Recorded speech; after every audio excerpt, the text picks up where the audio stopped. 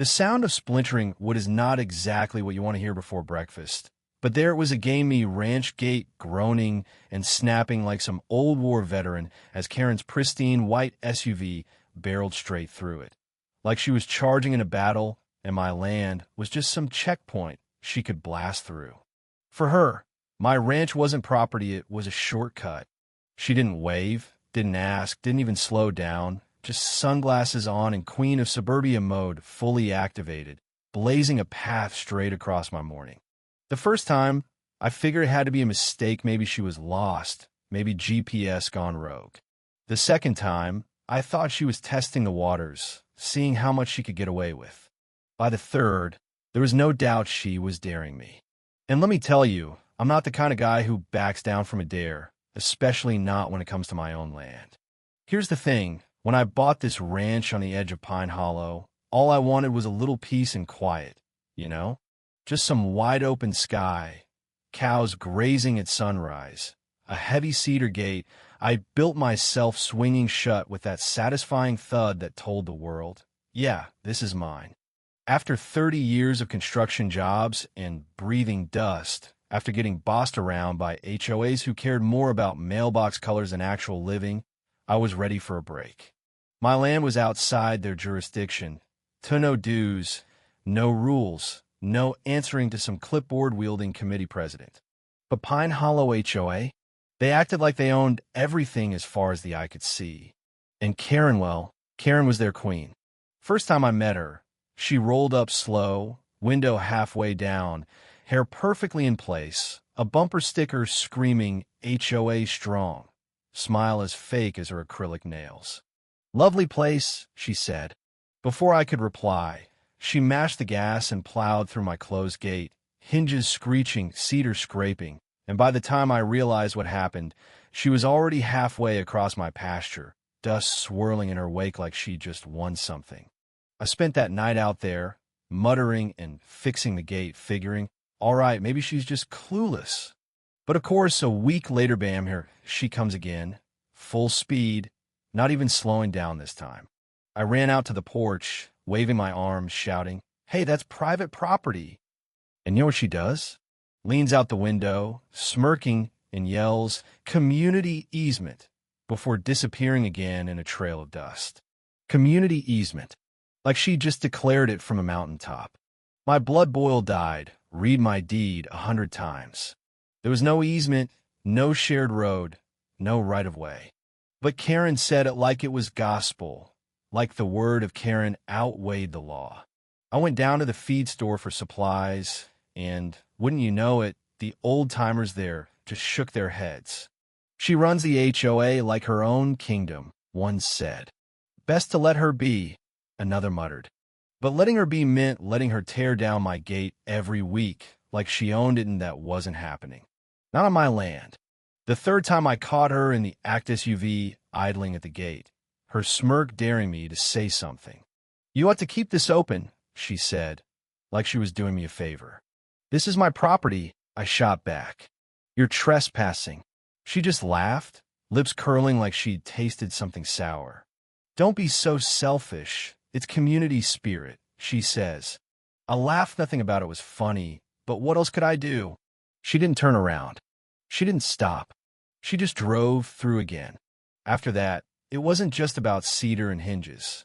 Every splinter, every dent felt like she was mocking me.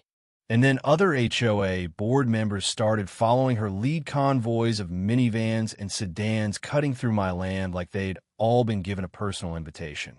One day, I found a letter in my mailbox, official HOA letterhead, violation notice. Unsightly structure, it said. Please remove immediately or face fines. I wasn't even in their HOA. I about laughed myself sick. I drove to the county office, double-checked the records, my land, my gate, no easement, no oversight. But that letter? It was a warning shot. Karen wasn't just some entitled neighbor. She was starting a war. And if there's one thing I know after 30 years of building, it's this: every structure is only as strong as the man willing to stand behind it. She escalated fast. Soon it was happening day and night, her SUV's headlights stabbing through the dark. the gate swinging open like a toll booth she refused to pay. I tried to block her once, parked my old Chevy right inside the gate, sat on the tailgate with a mug of coffee, waiting. She saw me, leaned out her window. "You can't block a community road. It's against the law." I just smiled. "This road's not for everyone, Karen. My deed says so." She bluffed, but you'd think she'd written the law herself. The next day, my gate was flat on the ground, posts snapped, tire tracks fresh through the pasture. That week, 2 other board members joined in, as if her war had become some HOA field trip. One evening, I tried talking sense, walked right into the HOA office, felt like stepping into a law firm, not a neighborhood. There she was at a polished desk, surrounded by binders. "You hear about your fines?" she said, sliding a paper over with a dollar amount that nearly made me choke. "You're out of your mind," I told her. "I'm not even in your HOA." She leaned back, tapping her nails. "Boundaries are flexible when community welfare is at stake." I shot back. "Boundaries are legal, and mine aren't flexible." She promised I'd regret my stubbornness, and I realized this wasn't a disagreement. This was an all-out siege. The board sent another clipboard-wielding lieutenant to threaten me. Failure to comply will result in further penalties. I laughed right in his face. "You'll need more than a clipboard to scare me, pal." That night, around midnight, I woke up to the sound of what exploding Karen's SUV taillights vanishing into the night, my gate in splinters. My ranch felt less like a sanctuary, more like a battlefield. The sheriff? No help said it was my word against hers unless I had video proof, and everyone knew Karen had friends in high places. I was on my own, so I did what any stubborn builder would do: upgraded. Instead of wood, I went with steel beams, 6-foot posts sunk in concrete, crossbars, hidden reinforcements. To anyone passing by, it looked like the same old gate. But behind that cedar? Fortress. And just beyond it, I dug shallow trenches, filled them with steel spikes camouflaged under gravel. If Karen tried her usual stunt, she'd get a surprise she wouldn't soon forget. The neighbors noticed, but nobody asked questions. Around here, you mind your business. Karen caught wind. 2 showed up, engine idling, sneering. "You really think you can stop progress?" I didn't even look up. "No, but I can stop you." Later, my buddy Hank stopped by, looked over my handiwork, and chuckled. "You're playing with fire." I grinned. "Then I'll make sure it burns in the right direction." We finished the gate together, tightening bolts, testing welds, sweating in the dusk until it stood indestructible. The day of reckoning came on a sunny Saturday. Karen barreling down with her HOA convoy in tow, speeding up, daring the universe to get in her way. The moment her SUV hit the gate, it barely budged.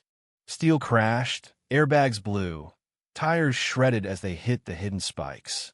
She stumbled out, screaming. The convoy behind her stalled and humiliated, dust settling like the end of a bad dream. Neighbors gathered, phones out, laughter rippling through the crowd. The sheriff showed up, and for once the cameras were on my side. Karen tried to spin the story, but the sheriff saw right through it. "You've been warned about pushing boundaries," he said. And for the first time, she was speechless. That footage went viral. Karen versus the unbreakable gate, and the whole community started questioning who really made the rules around here. Of course, Karen tried to sue me. Reckless endangerment, property damage, emotional distress, you name it. I hired a sharp attorney named Martha. She took one look at the stack of bogus claims and grinned. Classic HOA overreach. She countersued for trespassing, harassment, fraud, and thanks to my cameras, we had it all on tape. Court day came, and Karen melted down on the stand shouting about her power, her board, her community easement. The judge wasn't having it. Ruled in my favor, ordered the HOA to pay damages, fined Karen for harassment and reckless driving.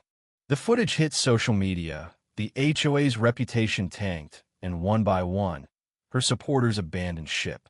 In the end, I got my piece. Karen tried one last time to claw back control off her settlement, wanted healing and moving forward, as if months of bullying could be fixed with a smile. I sent her 2 lines. There is no community easement. I own the road, and the deed proves it. Turned out, the shortcut she loved so much was never public, always mine. The final showdown was short and sweet. Karen waving papers, screaming, "That's impossible," as neighbors filmed her breakdown for posterity. She stormed off, and from that day forward, my gates stood untouched. Pine Hollow quieted down. The HOA faded into the background, trimming hedges instead of launching crusades. Now, every morning I walk past that gate steel at the core, cedar on the outside, unbreakable and proud, and I remember this wasn't just about property lines. It was about boundaries, about standing up when someone thinks they can push you around. That's my story. So what about you? What's the gate in your life you need to protect? Drop your thoughts in the comments, hit subscribe, and stick around because trust me, in this world, there's always another Karen and always another battle worth fighting.